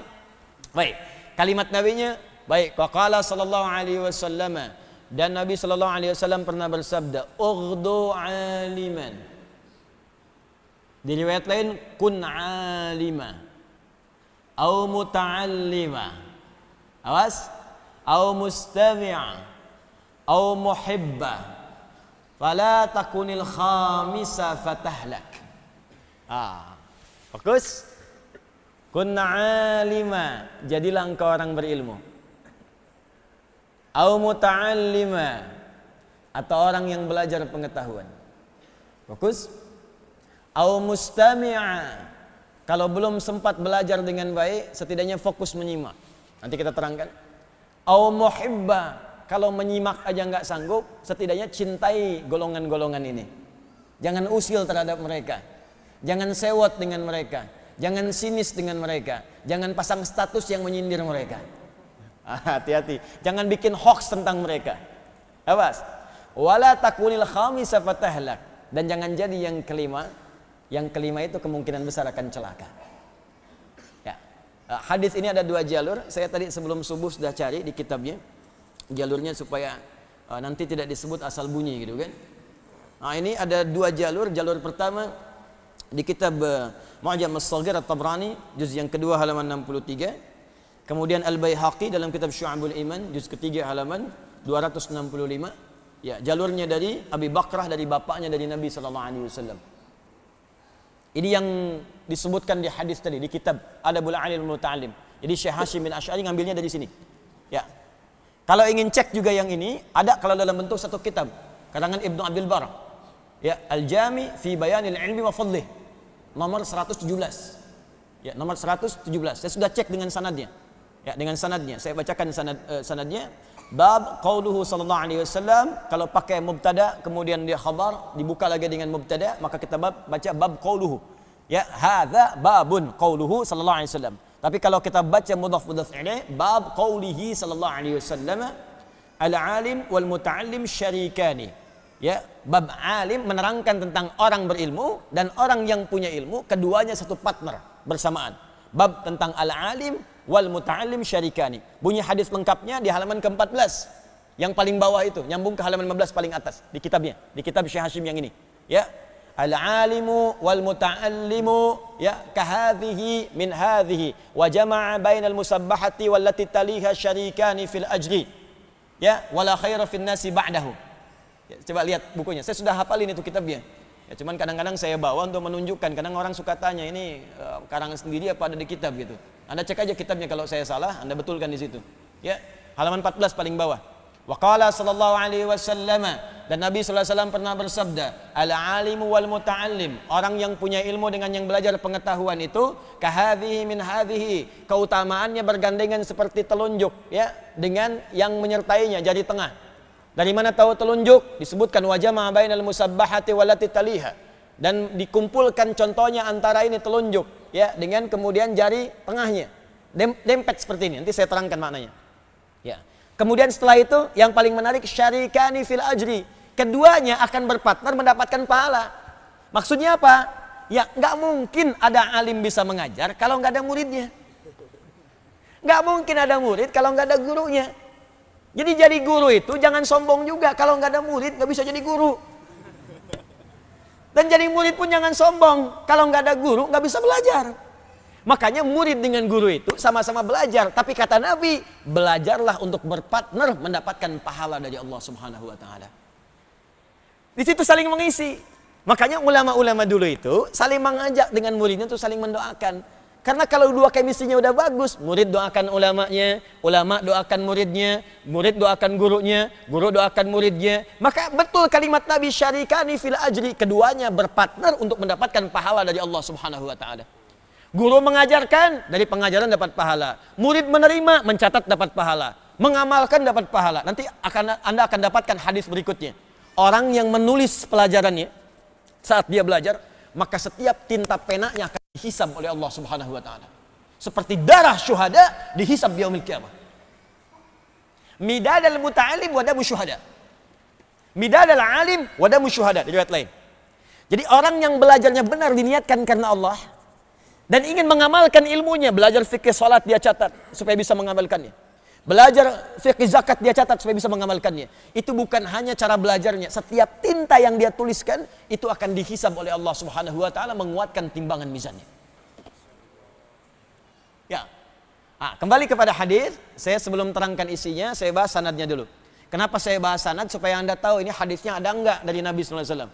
Ya, jadi supaya kita tidak mengatakan yang sia-sia, ini jangan-jangan bukan dari Nabi, bukan. Ini hadis Nabi sallallahu alaihi wasallam, tadi ditemukan dalam kitab Syu'abul Iman, ditemukan juga dalam Mu'jam At-Tabrani, dan di riwayat lain, saya sebutkan dari riwayat lain, ya disebutkan juga dengan riwayat berbeda. Saya bacakan sanadnya. Haddatsana Abdullah bin Muhammad bin Abdul Mu'min, ya. Ibnu Yahya haddatsana Abu Ali Al-Hasan bin Muhammad bin Uthman Al-Fasawi di Baghdad. Qala haddatsana Abu Yusuf Ya'qub bin Sufyan Al-Fasawi qala haddatsana Hajjaj ibn Minhal. Hajjaj bin Minhal ini sering meriwayatkan hadis. Hajjaj bin Minhal sering meriwayatkan hadis, dan hadisnya itu sering diambil oleh Imam Al-Bukhari. Ya, Imam Al-Bukhari mengambil dari Hajjaj bin Minhal. Ya, Hajjaj bin Minhal mengambil misalnya dari Sa'ad. Ya, Sa'ad mengambil dari Alqamah bin Marthad sampai kepada Abu Abdurrahman As-Sulami. Abu Abdurrahman As-Sulami mengambil dari Uthman bin Affan dan Ali bin Abi Thalib karramallahu wajah. Keduanya mengambil dari Nabi sallallahu alaihi wasallam. Apa yang disampaikan Nabi dari hadis ini? Khairukum man ta'allamal Qur'ana wa 'allamah. Di antara kalian yang paling baik adalah orang yang belajar Quran dan mengamalkannya. Di antara contoh hadis Hajjaj bin Minhal. Jadi kalau saya sampaikan Hajjaj bin Minhal, berarti orangnya thiqah. Ya, karena hadis lain pun yang diriwayatkan oleh Hajjaj diambil oleh Imam Al-Bukhari. Baik. Teruskan sebentar. Qala haddatsana Hajjaj bin Minhal, haddatsana Muhammad bin Salamah, ya, an Humaid anil Hasan anna Abu Darda radhiyallahu taala anhu. Yang pertama dari Abi Bakrah dari bapaknya, yang kedua dari Abu Darda radhiyallahu taala anhu, dari Al Hasan dari Abu Darda dari Nabi sallallahu alaihi wasallam. Riwayatnya Abu Bakrah dari bapaknya menggunakan kalimat ughdu aliman seperti di kitab Syekh Hashim. Riwayat yang dari Abu Darda menggunakan kalimat kun aliman au muta'allima. Bedanya satu pakai ughdu, yang kedua pakai kun. Jelas? Kenapa saya sampaikan dua riwayat ini? Karena nanti ada sebagian ahli hadis yang menyebut riwayat yang pertama menggunakan ughdu aliman, menyebut statusnya dengan dhaif marfu'. Marfu' statusnya dhaif. Hadisnya lemah karena marfu langsung diangkat kepada Nabi sallallahu alaihi wasallam oleh Abu Bakrah dari bapaknya langsung ke Nabi. Siapa yang menilai dhaif? Di antaranya kita bacakan Al-Haythami dalam kitab Majma' Zawaid, juz pertama nomor halaman 328. Ya, rijaluhu mawthuqun, rijalnya mawthuq, semuanya thiqah, orang-orang tadi. Cuman sayang langsung diangkat ke Nabi, statusnya marfu. Hadis yang langsung disandarkan pada Nabi ada beberapa jalur riwayat yang terputus. Disebut dengan marfu, hadisnya dhaif. Al-Ajluni, ya, juga mengatakan marfu' dhaif. Abu Zar'ah Al-Iraqi mengatakan dhaif. Syekh Albani dalam kitab Silsilah Al-Hadis Ad-Dhaifah mengatakan dhaif. Ya, di halaman yang ke-6 nomor hadis 337. Juz yang ke-6, ya, halaman 337. Ya, cuma gini, kalau Anda nggak belajar ilmu hadis, cuma dengar dhaif, ke sebagian orang yang tidak tahu ilmunya. Catat kalimat ini. Sebagian orang yang tidak mengerti, nggak tahu ilmu sampai menyimpulkan dhaif, jangan amalkan. Dhaif, tinggalkan. Kita belajar dulu ilmu hadis. Tidak semua hadis yang disebut dhaif itu kemudian langsung kita tinggalkan. Tidak begitu cara memahaminya. Kembalikan ke ilmu hadis, mari kita pelajari hadisnya. Jika ada hadis dipandang dhaif dalam satu riwayat, maka Anda cari riwayat lain. Adakah riwayat lain yang diriwayatkan oleh orang yang lain yang menguatkan hadis itu? Saya ulang. Jika Anda temukan satu hadis, terus menyebutkan dhaif. Kenapa dhaif nih? Karena ada satu rawi yang hilang, nggak ketemu nih. Langsung diangkat ke Nabi. Tiba-tiba dari tabi'in, ya nggak ke sahabat dulu, langsung ke Nabi misalnya. Ya, ada yang hilang. Jangan langsung disimpulkan dhaif, jangan amalkan. Cari dulu ada nggak hadis lain yang bisa menguatkan riwayat hadis ini, ditemukan oleh orang berbeda yang sampai sumbernya kepada Nabi. Dalam ilmu hadis disebut syahid namanya. Syahid. Hadis-hadis lain yang menguatkan riwayat ini. Cari dulu. Kalau ditemukan, maka akan mengangkat status hadis yang tadi naik dari dhaif setidaknya menjadi hasan atau bahkan sahih. Kenapa? Karena dikuatkan oleh riwayat lain yang dia sampai kepada Nabi. Kalau dalam secara fisik tuh, ya, satu yang langkahnya itu kurang bagus, ditopang oleh orang lain yang sehat, maka dia bisa berjalan bersamaan. Ada satu orang jalannya pakai tongkat, lambat. Tiba-tiba ada orang kuat, suka fitness, ya, Masya Allah. Apa bedanya fitnah dengan fitness? Kalau fitness ke gym, kalau fitnah ke jam. Ada orang badannya besar, suka fitness, ya kan? Kemudian kuat badannya, itu orangnya sehat. Dalam bahasa Arab sehat disebut sahih. Nah, sahih itu sehat. Sahih itu sehat. Ya, sahih sehat. Kalau lemah badan, lemah kaki lemah disebut dhaif. Ya, dhaif. Yang satu pakai tongkat, yang sehat datang. Mau kemana Pak? Mau ke sana. Berapa lama lagi jaraknya? 1 kilo. Kelamaan Pak jalannya, nggak akan nyampe. Bapak mau ngapain? Ku tali Ustaz Adi. Jalan pakai tongkat, jarak masih 1 kilo, gitu kan? Ya, kelamaan. Kapan dimulai taklim Pak? Jam 5. Wah Pak, sekarang ada udah jam 5 kurang 5. Bapak nyampe sana udah bubar. Saya gendong aja. Gendong, jalan. Kecepatan meningkat. Masya Allah, begitu kecepatan meningkat, baru jalan 10 meter datang orang pakai mobil. Pit, mau kemana Pak? Taklim. Saya juga mau berangkat, ikut aja. Sepites-pitesnya orang, sekuat-kuatnya, pakai mobil masih kalah mobil. Mobil nggak usah fitness, jalan kenceng ada nyampe dia. Ya, maka naikkan ke mobil. Yang satu lemah digendong oleh orang tadi lebih kuat, naik mobil lebih kencang lagi. Hadis dhaif diriwayatkan oleh seorang, nggak nyampe ke Nabi, datang orang lain lebih dekat masanya ke Nabi, gendong. Datang yang lebih dekat lagi, gendong lagi, cepat, boom, nyampelah riwayatnya ke Nabi sallallahu alaihi wasallam. Dhaif naik, ya. Jadi kemudian Hasan naik lagi jadi sahih li ghairihi. Naik lagi bisa jadi sahih. Naik. Nah, hadis yang diriwayatkan oleh beliau ini yang diambil dari kitab Al-Jami' tadi, ya, di Bayanil Ilmi wa Fadlihi karangan Ibnu Abdul Bar, dikuatkan lagi riwayatnya kalau dirujuk ke kitabnya langsung. Apa di antara kitabnya itu? Ya, teman-teman sekalian, tadi yang saya sebutkan. Baik, riwayatnya apa? Yang saya bacakan riwayat sahabat Abu Darda. Kan Abu Darda bertemu dengan Nabi sallallahu alaihi wasallam. Nah, jadi jangan langsung simpulkan dhaif nih, tidak. Syekh Hasyim ingin mengajarkan, nih saya tampilkan yang ini karena yang sahih udah banyak tahu. Kalau Anda menemukan yang ini jangan langsung simpulkan dhaif, seakan-akan beliau mengajarkan ilmu dengan cara yang halus. Itu cara bacanya. Jangan langsung menyimpulkan Al-Ghazali kitabnya palsu semua, jangan baca bukunya. Anda ini bagaimana? Baca dulu ilmunya. Lihat dulu. Seperti itu adabnya kita belajar. Jangan melihat orang lain langsung menghukumi. Ngaji dengan siapa? Ustaz Andi, bid'ah tuh. Datang dulu, tanya dulu persoalannya apa. Ya kan? Kalau beda pandangan ada dalil, nggak ada masalah. Perbedaan masalah mengamalkan dengan dalil yang semua bersumber dari Nabi tidak menghalangi kita untuk bersilaturahim dan minum teh bersama. Ya. Anda boleh jadi penggemar Liverpool atau Manchester United, silakan aja. Tapi ya minum teh bareng-bareng, Persija ya dengan misalnya Persib, Viking dengan The Jack bareng-bareng, silakan. Duduk sama-sama, minum teh bareng-bareng. Apalagi dalam masalah akhirat. Yang satu kunut, yang satu enggak, kenapa mesti ribut? Yang salah itu kan yang enggak ke masjid, yang enggak sholat subuh. Jelas ya? Nah, jadi status hadisnya ini hadis sahih. Kemudian bersumber dari Nabi Sallallahu Alaihi Wasallam. Jadi kita bisa pastikan hadis ini ada referensinya. Tinggal sekarang apa maknanya? Ya, apa maknanya? Baik, yuk kita sambungkan. Saya sudah tuliskan sebagian. Urdu atau kun aliman. Kalau kata kun itu penegasan dalam bentuk perintah.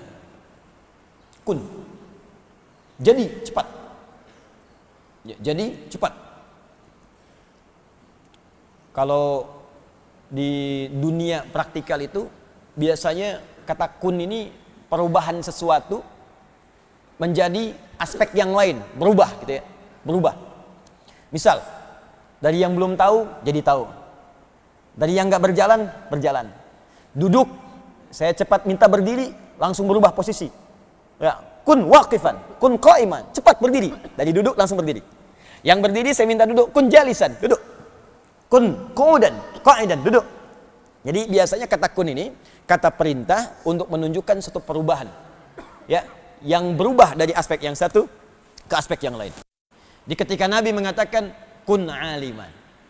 Ya, kalau cara memahaminya, kun aliman. Hei, jadilah orang berilmu. Maksudnya apa? Anda kalau belum tahu sesuatu, cepat belajar supaya tahu. Rubah diri kita. Mau sampai kapan jadi orang jahil? Mau sampai kapan jadi orang nggak tahu?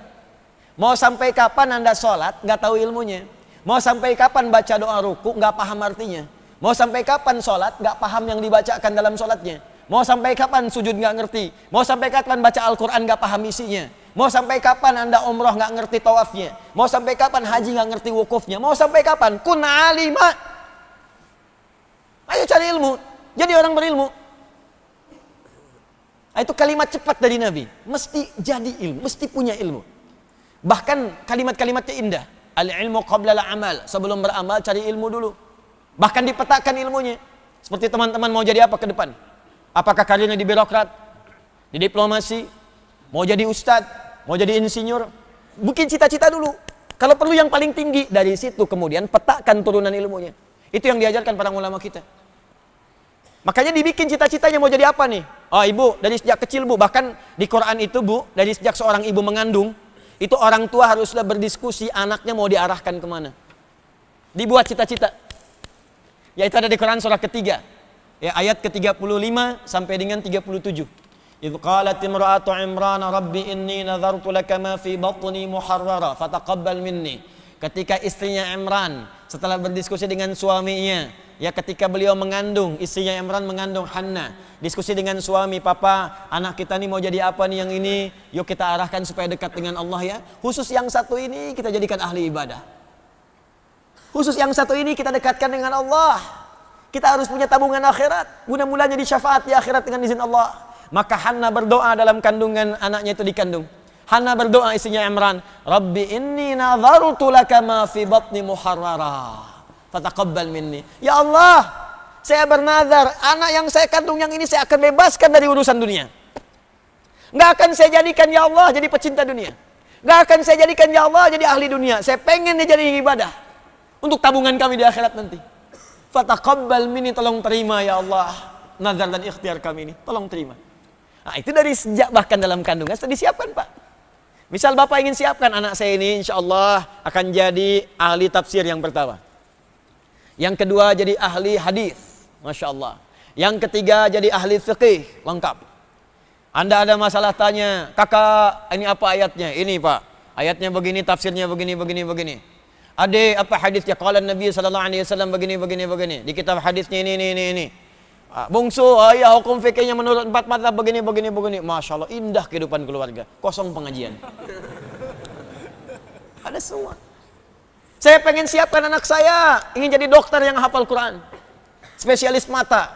Masya Allah, tapi hafal Quran. Spesialis gigi, hafal Quran. Saya pengen siapkan birokrat yang hafal Quran. Masya Allah. Ada yang masuk STPDN sambil menghafal Quran. Ya, ada yang masuk kemudian militer sambil menghafal Quran. Polisi hafal Quran, tentara hafal Quran. Jadi pejabat, diplomat hafal Quran. Silakan. Dulu kan diplomat kita jago-jago. Ya, kayak Agus Salim kan diplomat. Diplomat paling hebat, bahasanya banyak. Ahli tafsir juga. Gitu. Ayo dong. Ya, berjenggot juga. Ya, selanjutnya di atas kepala. Kepeci dan beliau bangga. Beliau yang bawa diplomasi Indonesia sampai dengan ke Britania, sampai ke Inggris, sampai kemana-mana. Ya, dan luar biasa. Pangeran Diponegoro, Masya Allah, pakai sorban, pakai jubah, ya, dan pahlawan nasional. Pahlawan nasional, Anda bayangkan. Ada Imam Bonjol, Kiai Haji Ahmad Dahlan, Kiai Hashim dan sebagainya. Itu kan orang-orang hebat. Jadi silahkan teman-teman berkarya seindah-indahnya, berkarya sebaik-baiknya. Tapi niatkan untuk ibadah. Dari kecil siapkan. Kun alima. Ketika Anda sudah punya cita-cita, siapkan ilmunya. Karena itu, Hannah tidak mencukupkan dengan berdoa. Anak saya pengen jadi ahli ibadah. Bagaimana caranya? Cari ilmunya. Maka dicari guru yang bisa mengajarkan dia supaya dekat dengan Allah. Dipilih Nabi Zakaria. Wa kafalaha Zakaria. Tempatkan di tempat yang mendekatkan dia dekat dengan Allah. Dibikin mihrab. Ya. Fataqabbalaha rabbuha biqabulin hasanin. Wa ambataha nabatan hasana. Wa kafalaha Zakaria. Kullama dakhala alaiha Zakaria al-mihrab. Gitu caranya.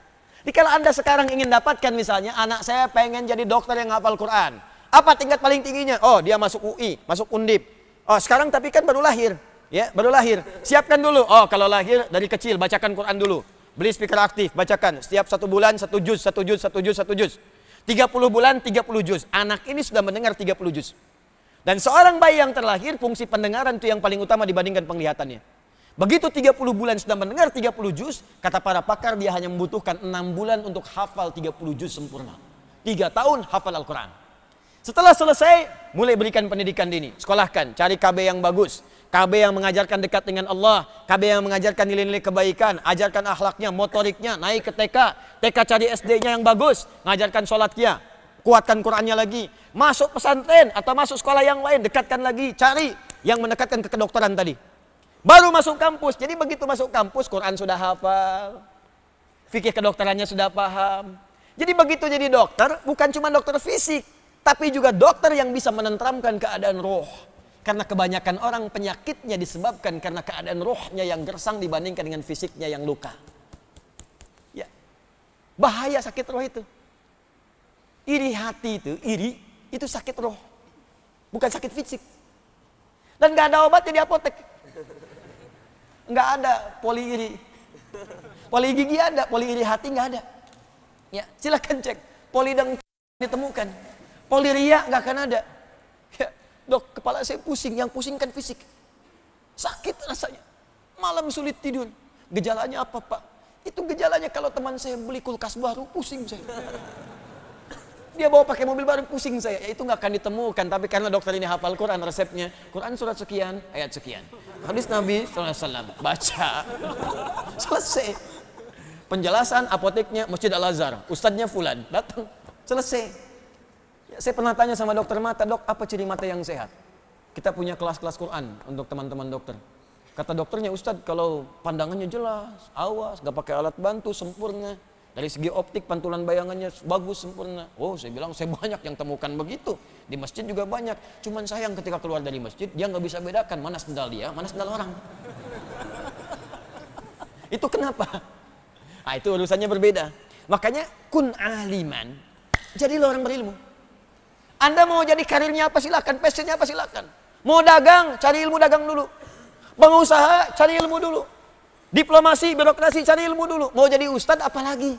Cari ilmu. Bahkan urusan mau belajar pun cari ilmu. Kun aliman, jadi orang berilmu. Jadi jangan sampai Anda mengerjakan sesuatu, nggak tahu ilmunya, itulah. Bahasa dasarnya demikian. Nah, kemudian redaksi yang kedua, ughdu aliman. Ughdu. Ghada yaghdu. Ghada, kalimat ghada itu tidak disebutkan kecuali menunjuk pada sesuatu yang paling awal. Paling duluan. Ya, hadis At-Tirmidzi nomor hadis 586. Man shallal ghadata fil jama'ati aw fil masjid. Siapa yang menunaikan salat ghadat. Ini hadis tentang salat syuruk. Ya, siapa yang menunaikan salat ghadat. Ghadat di sini subuh maksudnya. Siapa yang menunaikan salat subuh dengan berjamaah atau di masjid. Tsumma yaqudu yadhkurullah. Kemudian dia enggak langsung pulang. Duduk berzikir kepada Allah. Zikir itu bisa baca Quran, Quran surah 15 ayat 9, bisa berdoa, Quran surah 7 ayat ke-205. Bisa istighfar, kalimat thayyibah, Quran surah ke-4 ayat 103. Ya, bisa juga Anda lakukan misalnya dengan sholat. Kalau ada sholat sunnah, Quran surah ke-20 ayat 14. Bisa juga dengan mengkaji, menuntut ilmu. Ya, duduk belajar, melihat, mengamati, Quran surah ke-3 ayat 190 sampai 191. Ada banyak. Jadi kalau Anda habis sholat subuh, kemudian ikut ta'lim, mengaji, berdoa, baca Quran dan sebagainya. Kemudian hatta bidayatul duha, sampai datang di awal duha, saat bayangan satu tombak. Ya, Fama yusalli rak'atain, kemudian dia salat 2 rakaat. Ya, bayangan satu tombak itu ketika matahari naik, naiknya disebut isyraq. Posisinya disebut syuruk. Di setelah melewati masyriq tempat terbit, haram hukumnya salat saat matahari terbit. Naik dia, bayangan satu tombak, naiknya disebut isyraq. Ya, posisi satu tombak disebut syuruk namanya. Syuruk ini adalah bidayatul duha, awal duha. Salat duha dibagi 3, awal duha, pertengahan duha, akhir duha. Di salat syuruk itu salat awal duha. Enggak ada syuruk. Yang ada sholat duha, iya awal duha disebut syuruk, Joni. Ya. Jadi syuruk itu awal duha. Orang yang bisa syuruk, yaitu sholat di awal duha, 2 rakaat, pahalanya ka ajri hajjin wa umratin, senilai dengan haji dan umrah. Sempurna, sempurna, sempurna. Ya, tapi bukan haji dan bukan umrah, senilai dengan haji dan umrah. Kemana Pak? Kok subuh-subuh amat berangkatnya? Mau haji dan umrah? Di mana? Di Al-Azhar? Bukan. Syuruk senilai haji dan umrah. Nah, sholat subuhnya disebut sholat ghadat. Ghadat. Kenapa disebut ghadat? Karena ini sholat yang pertama kali dikerjakan dalam rangkaian sholat. Kenapa disebut ghadat? Karena kita diminta untuk berburu sholat ini datang di awal waktu. Karena itu kalau orang tahu keutamaan sholat subuh, kata Nabi, dia akan datang dengan merangkak. Datang, pengen datang. Merangkak maknanya 2. Merangkak di sini, 1, banyak orang berjalan, datang berkerumun sehingga jalannya lambat seperti orang merangkak. Saking pengennya subuhan. Yang kedua, orang yang kesulitan pun akan datang walaupun dia merangkak. Ya, datang dengan merangkak. Saking pengennya dapat pahala subuh. Datang di awal waktu. Setiap yang dilakukan di awal disebut ghadat. Ghadat, ghada, yaghdu, ghadatan, wa ghadaan. Ya, kamu sedang digoda di awal waktu. Ghada, bahasa Arab. Ya. Ghada di awal waktu. Kalimat perintahnya, ughdu. Kalimat Nabi ini, ughdu aliman. Jadilah engkau orang berilmu. Tapi disebutkan dengan kalimat ughdu, bukan cuma kun. Kun meminta kita berubah, bertransformasi jadi orang berilmu. Ughdu meminta kita menjadi pionir untuk melakukan itu di awal waktu. Jadi kalau ada pengajian, datang yang paling awal. Ini Ustadz siapa nih di Al-Azhar jam 7, Ustadz Fulan. Oh, datang paling awal, datang setengah 7. Ustadz mulai berapa? Jam setengah 5, saya mulai setengah 4 datang. Ada yang tahajud duluan. Anda yang sedang belajar di kampus, datang paling duluan. Jam berapa materi dimulai? Kuliah. Jam 8, datang Anda jam 7. Baca dulu sebelum belajar. Lihat dulu. Ambil posisi paling depan, paling duluan. Ini kadang paling belakang, nggak pernah nanya, kadang tiduran. Ini kadang-kadang nggak menempat. Waktu belajar dipakai santai. Waktu ujian, hari tenang-tenang tuh nggak usah belajar. Tenang, berdoa, refleksi, buka-buka. Ini hari ujian dipakai belajar, jadi nggak menempat. Memang kita ini pintar-pintar, anugerah terbesar bagi Indonesia itu luar biasa. Orang Indonesia tuh komplit lah pokoknya. Bener, sabarnya tingkat tinggi. Orang di Eropa banjir sibuk, nih main renang. Wah, itu pokoknya luar biasa lah di sini itu. Ya orang belajar, saya pernah ditanya orang Afrika, Syekh, wallahi Syekh Ali, gharib aja, aneh katanya. Syekh gharib, apa yang gharib? Wallahi ana darastu hada, 3 ashhur lil imtihan. Saya belajar 3 bulan untuk ujian. Wa hadha akhuk, ini teman kamu seangkatan saya. Wallahi wasta'ara kitabi, dia pinjam buku saya, cuman semalam belajar, nilai dia 8, saya 7,5. Saya bilang belum tahu dia SKS. Sistem kebut. Kadang-kadang bukan semalam, sejam.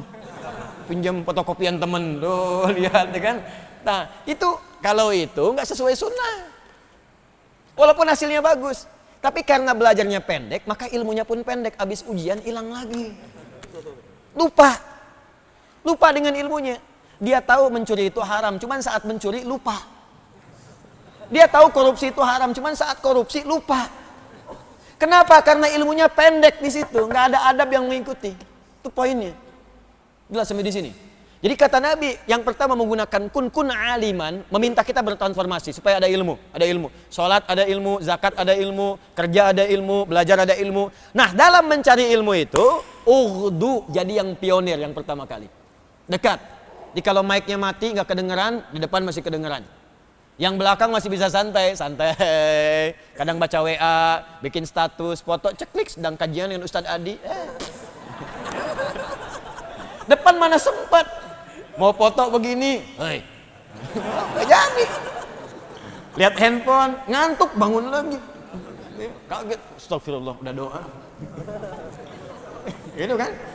Gitu. Jadi itu posisi yang paling penting. Makanya kalimat Nabinya ughdu, Anda bayangkan ini. Menurut saya, Masya Allah ini, Syekh Hashim. Jadi beliau memilih kalimat yang jarang dipakai orang.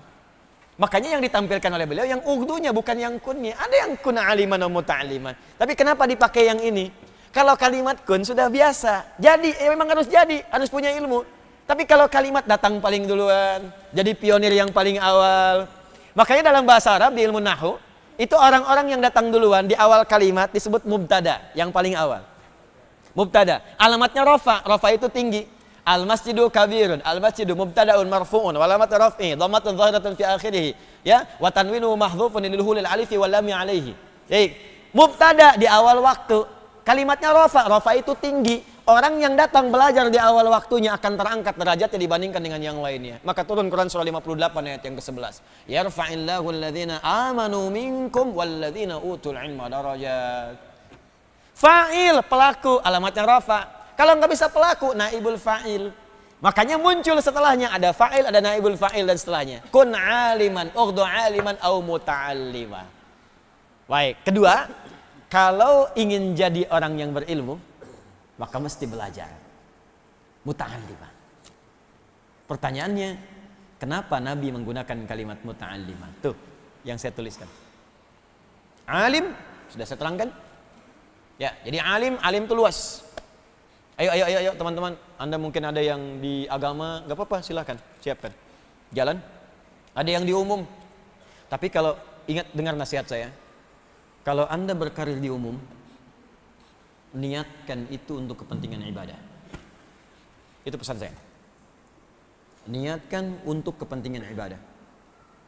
Anda sedang pendidikan, sedang belajar, atau Anda kemudian mengamalkan ilmu, ada yang di bidang arsitektur, ada yang insinyur, ada yang dokter, ya, ada yang di birokrat, ada yang di diplomasi. Niatkan untuk ibadah.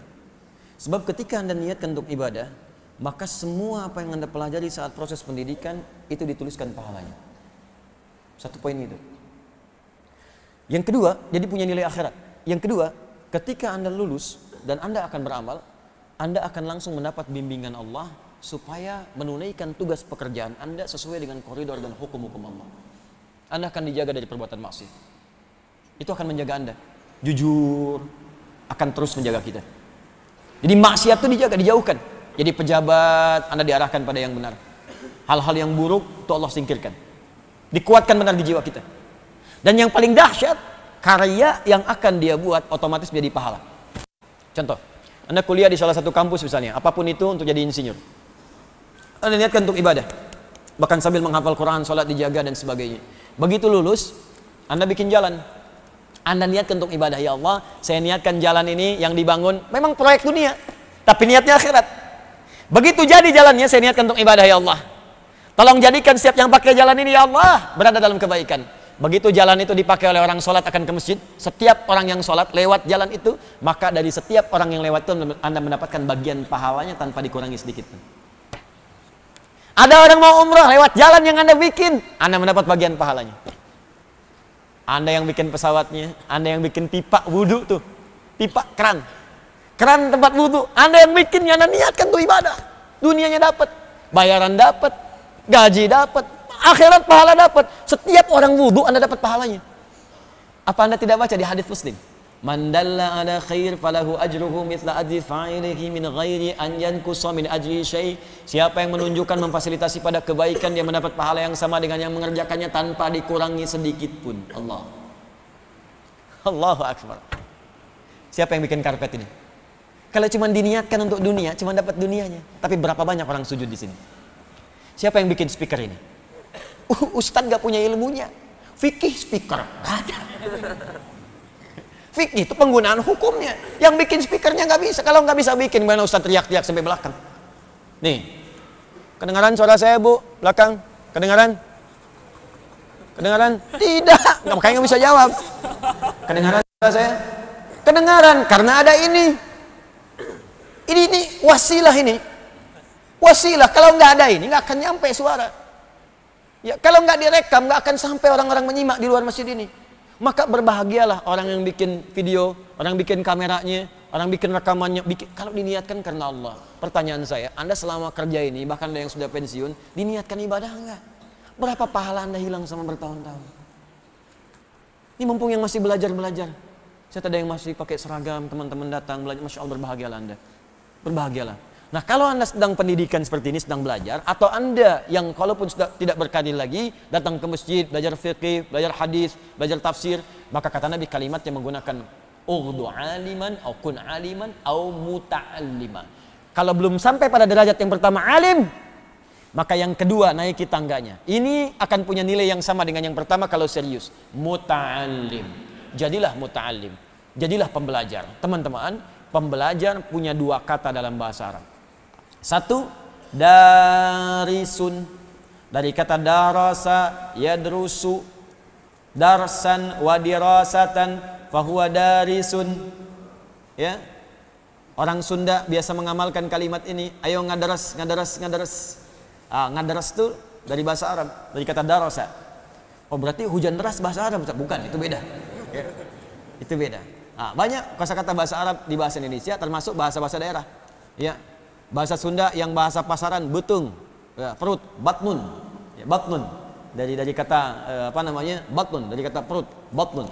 Bahasa Indonesia lebih banyak lagi, musyawarah, bab, gitu kan, lebih banyak lagi diserap. Makanya orang Indonesia kalau belajar bahasa Arab itu akan cepat, karena hampir 60% kosakatanya. Ya, saya spesialisasi saya di bahasa, ya, bahasa Arab untuk mendalami Al-Quran. Jadi saya juga mengkaji untuk tafsirnya, ya fikihnya, hukumnya, tapi dasarnya tetap di ilmu bahasanya, karena ini yang paling penting. Nah teman-teman, ternyata 60% di bahasa kita itu rata-rata terambil dari bahasa Arab. Makanya akan cepat, insya Allah akan cepat. Ya, dan itu ternyata bahasa Arab itu termasuk bahasa yang paling gampang untuk dipelajari. Makanya anak-anak kecil di Arab segini tuh cepat tuh, ya. Wah langsung ketemu, cepat sekali. Ya. Ya, burung beo dibawa ke Arab tuh sana, di Mekah tuh bisa tuh. Ya, 2 hari 3 hari ajarin. Kayak haluk ketemu orang Arab, kayak halak. Alhamdulillah nabi khair. Anta min aina anta? Minal jinnati wan nas. Ya, wah, itu pokoknya cepatlah beo. Jadi kalau beo aja bisa, masa kita susah? Ya masa kita susah. Nah, itu darasa yadrusu. Ada yang kedua, ta'allama yata'allamu, ta'alluman fahuwa muta'allim. Ta'allama. Jadi ada darasa. Darasa tempatnya disebut madrasah. Ya, darasa tempatnya disebut madrasah. Ada ta'allama.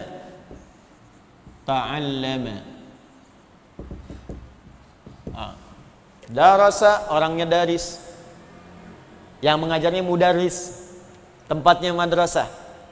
Baik, yang ini ta'allama, orangnya muta'allim.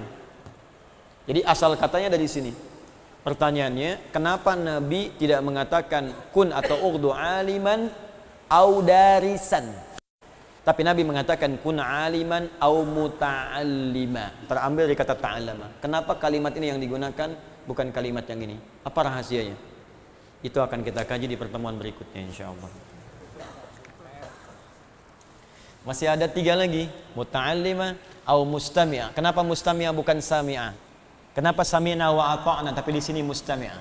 Atau yang keempat, muhibbah. Ya, bagaimana ciri-ciri muhibbah itu? Wala takunil khamis. Kenapa bukan yang kelima tidak didapatkan? Dan kenapa di sini tidak disebutkan mu'allima? Alima, muta'allima, au mustami'a, au muhibba, wala takunil khamisa fatahlak. Dan apa yang dimaksud dengan khamisah setelah fatahlak ini? Bagaimana pendapat Al-Hasan? Bagaimana pendapat para ahli fiqih? Dengan pendapat-pendapat yang lainnya, nanti insya Allah kita akan sambungkan di pertemuan berikutnya. Saya coba cukupkan dulu supaya punya waktu untuk sholat syuruk. Ya, karena subuhnya sekarang lebih cepat, 4:06 sudah azan. Ya, maka syuruknya pun itu naiklah sekitar 1 jam atau 1,5 jam ya dari apa yang sudah dilakukan dalam sholat subuh, supaya ada waktu kita menunaikan sholat syuruk dan persiapan nanti untuk duha pertengahan atau kajian berikutnya. Izinkan saya menyampaikan informasi sebelum saya akhiri. Yang pertama, untuk adik-adik mahasiswa yang sudah diseleksi dan insya Allah akan berangkat ke Sudan, saya sudah siapkan persiapannya. Visa sudah siap, alhamdulillah. Kemudian tiket juga sudah dibeli. Hari Kamis insya Allah Anda akan berangkat. Ya, dan insya Allah sebelum berangkat Anda dan keluarga akan bertemu saya dulu untuk mendapati pengarahan dulu. Insya Allah hari Kamis siang, ya sebelum taklimnya nanti, Kamis siang akan bertemu saya. Dan malamnya Anda sekitar jam 20 lewat 50 atau 10 menit sebelum jam 9 malam, insya Allah akan bertolak menuju Sudan. Ada 25 orang. Dan nanti akan menyusul sekitar 9 sampai 10 orang lagi untuk di kampus Tajul Hafidhin. Yang ini akan di kampus Jami'ah Afriqiyah. Amanah saya, tolong siapapun belajar dengan baik, serius, seperti apa yang telah saya ajarkan, supaya Anda pulang jadi ulama. Pulang jadi ulama, berbakti kepada agama, berbakti kepada bangsa, pada negara, buat yang baik-baik, dan teruskan apa yang telah saya bangun. Jika Anda pulang saya telah tiada atau saya wafat, Anda teruskanlah. Makanya saya jadikan semua yang telah dibangun itu wakaf untuk umat Islam. Tapi wakaf itu bukan sembarangan Anda pakai. Ya, ada pengurusnya, ada legalnya dan macam-macamnya. Jadi kami sedang bangun pesantren, bangun pusat keislaman, bangun center. Sekarang kita siapkan lahan kurang lebih, kita sedang akuisisi, mudah-mudahan bertahap kita dapati. Ada sekitar 10 hektar yang sedang kita coba akuisisi. Tapi desainnya sudah siap semuanya dan insya Allah mudah-mudahan 3-4 tahun ke depan sudah jadi. Jadi begitu itu jadi, anak-anak ini akan pulang. Ya, ada nanti yang di Madinah sedang kuliah, ada yang Mesir, ada yang di Sudan, ada Istanbul, ada. Jadi saya pengen dari beberapa negara kumpul, kampus-kampus berbeda, supaya nanti ilmunya bisa saling melengkapi satu dengan yang lainnya. Mudah-mudahan mereka nanti akan menggantikan di masa depan. Kemudian yang kedua, Bapak Ibu, insya Allah kita nanti ada wisuda akbar di bulan Desember, bulan depan. Ya, mungkin nanti kita akan atur waktunya sebaik mungkin. Di bulan Desember ini akan ada 2 kegiatan. Kegiatan pertama, wisuda untuk peserta karantina yang sedang menghafal Quran dengan metode at-taysir. Alhamdulillah ada yang hafal 24 hari, 25 hari. Dan ini mungkin ada rekor nih yang kedua yang sekarang ini, karena saya lihat 11 hari sudah 24 juz. Ya, ada yang 12, mungkin 12-13 hari dia selesai 30 juz. Ya, ada juga yang ibu sudah sepuh ya, ada yang 64 tahun Bu usianya Bu, ikut yang angkatan sekarang saya lihat. Yang kemarin ada yang usia 40 tahun, dihafal 78 hari. Ya, ada yang beberapa yang lainnya lagi. Nanti itu mereka akan diwisuda dan dipakaikan mahkota-mahkotaan. Ya, mudah-mudahan itu terbawa sampai akhirat nanti gitu ya. Nah, kita undang juga keluarganya dan semua keluarga Quran di Indonesia kita akan undang, karena ada agenda yang kedua. Saya sekarang sedang menyiapkan buku khusus untuk membimbing menghafal Quran 30 juz 30 hari, tapi bisa dikerjakan di tempat masing-masing. Ya, karena ada banyak orang ingin ikut karantina, cuma tempatnya terbatas. Beberapa tempat, tapi kadang kami siapkan, perbaiki lagi ya, disiapkan sebaik mungkin. Ada yang bertanya, bayar nggak Ustaz? Nggak bayar. Karena untuk urusan Quran saya tidak tidak terkait dengan masalah-masalah materi. Anda hanya memenuhi kebutuhan Anda saja. Kebutuhan makan itu Anda siapkan. Ya, kebutuhan baju Anda cuci dan sebagainya. Hanya itu saja. Pengajarnya saya tidak memperkenankan mereka untuk mendapati apapun. Ya, kita mengharap pahala dari Allah Subhanahu wa taala. Jadi kalaupun ada biaya-biaya itu untuk Anda saja, untuk makan, untuk apa dan sebagainya. Kalau tidak ada sama sekali, nanti saya siapkan bulan Desember, kalau belum ikut nanti di situ ada buku khusus, lalu saya berikan panduan dan saya ajarkan langsung di karantina akbar namanya. Bagaimana cara menggunakan itu, dan kita sama-sama berniat punya target minimal dalam target 5 tahun ke depan, insya Allah kita semua menjadi ahli Quran yang menghafal Quran. Di saat orang banyak mengejar dunia dalam 5 tahun, kita kejar akhirat untuk menjadi orang-orang yang dimuliakan oleh Allah Subhanahu wa taala. Dan saling bersinergi, jangan saling mencela. Boleh jadi ada orang-orang di dunianya ini beramal untuk kebaikan kita juga. Jadi hindari celaan-celaan, hindari hal-hal yang tidak positif. Saatnya sekarang kita berkontribusi untuk kebaikan-kebaikan pribadi kita, agama kita dan bangsa kita dengan izin Allah Subhanahu wa taala. Saya kira itu yang disampaikan teman-teman sekalian, mudah-mudahan bisa bermanfaat. Kita akhiri dengan bermohon kepada Allah Subhanahu wa taala, semoga dengan permohonan ini doa-doa kita diijabah dan dimuliakan oleh Allah sesuai dengan apa yang kita harapkan. Alhamdulillahi rabbil alamin, arrahmanir rahim, maliki yaumiddin, iyyaka na'budu wa iyyaka nasta'in, ihdinas siratal mustaqim, siratal ladzina an'amta 'alaihim ghairil maghdubi 'alaihim waladdallin. Allahumma shalli wa sallim wa barik ala rasulikal karim nabiyyikal amin sayyidina Muhammadin wa ala alihi wa sahbihi wa dhurriyyatihi ummati ila yaumiddin. Rabbana la tad'alna fi maqamina hadha wa fi kulli maqamin dhanban illa ghafartah wa la hamman illa farajtah wa la daynan illa qadaytah wa la maridan illa shafaitah wa la 'asiran illa yassartah wa la hajatan min hawaij ad-dunya wal akhirati fiha laka ridha wa fiha lana as-salah illa qadaitaha ya arhamar rahimin. Ya Allah, jika ada pendosa di masjid ini atau di sekitaran masjid ini, maka mohon ya Allah dengan segala keikhlasannya ampuni segala dosa-dosanya. Jika ada orang ya Allah ahli maksiat di tempat ini, maka bimbing dia untuk bertobat sebelum dia wafat. Ya Allah, jika ada orang yang mendapati kesulitan di tempat ini, maka mohon ringankan dan hilangkan kesulitannya. Jika ada orang sakit di tempat ini ya Allah, atau kerabatnya, tetangganya, keluarganya, maka mohon sembuhkan dan angkat penyakitnya. Ya Allah, jika ada orang terlilit utang piutang di tempat ini, maka ringankan hidupnya, berikan rezeki untuk dapat melunasi utangnya. Allahumma ya arhamar rahimin, alimna ma yanfa'una, wafiqna bima ta'allamna, wafiqna li na'mala ma ta'allamna bih. Ya Allah, mohon bimbing kami untuk bisa mendapatkan pengetahuan. Ya Allah, bimbing kami untuk memahami apa yang kami pelajari, dan bimbing kami untuk mengamalkan apa yang telah kami pahami. Allahumma ja'alna min ahlil Qur'an waj'alil Qur'ana ya Allah sahiban lana fid dunya wa syafi'an lana fil akhirah. Ya Allah, jadikan kami termasuk ahli Qur'an, jadikan Al-Qur'an teman kami di dunia, syafaat bagi kami di akhirat. Allahumma alhiqna bis salihin ma'al ladzina an'amta 'alaihim minal nabiyyin was-siddiqin wasyuhada'i was-salihin wa hasuna ulaika rafiqa, wa khasatan ma'a Rasulillah sallallahu alaihi wasallam. Ya Allah, kumpulkan kami bersama orang-orang baik, orang-orang yang Kau ridai, terutama kalangan para nabi, orang-orang saleh, para syuhada, orang-orang jujur di akhirat nanti, terkhusus dengan Rasulullah sallallahu alaihi wasallam. Wahidna wa la tufarriqna ya Allah, janibna min tafraqah. Ya Allah, satukan kami dalam satu saf yang baik, jauhkan dari perpecahan, dan berikan kami cinta-Mu ya arhamar rahimin. Allahumma rabbana atina fid dunya hasanah wa fil akhirati hasanah wa qina adzaban nar. Bi fadlika subhana rabbika rabbil izzati amma yasifun wa salamun alal mursalin. Subhanakallahumma wa bihamdika asyhadu an la ilaha illa anta astaghfiruka wa atubu ilaik. Wa akhiru da'wana alhamdulillahi rabbil alamin. Sebelum saya tutup dengan salam, mohon izin satu lagi, ada yang tadi belum saya sampaikan, yang sudah mendapatkan rekomendasi untuk nanti belajar di Al-Azhar Kairo, pagi palangan imam, da'i dan khatib, yang insya Allah suratnya sudah sampai dari kedutaan Mesir. Pemberangkatannya di bulan Maret ya, 1 Maret insya Allah ada gelombang-gelombang untuk berangkat, dan semua akomodasi ditanggung insya Allah. Jadi ada program untuk da'i ya, khatib dan juga para imam yang sudah siap, dan insya Allah pemberangkatan 1 Maret berkasnya sudah kami terima. Terima kasih. Assalamualaikum warahmatullahi wabarakatuh.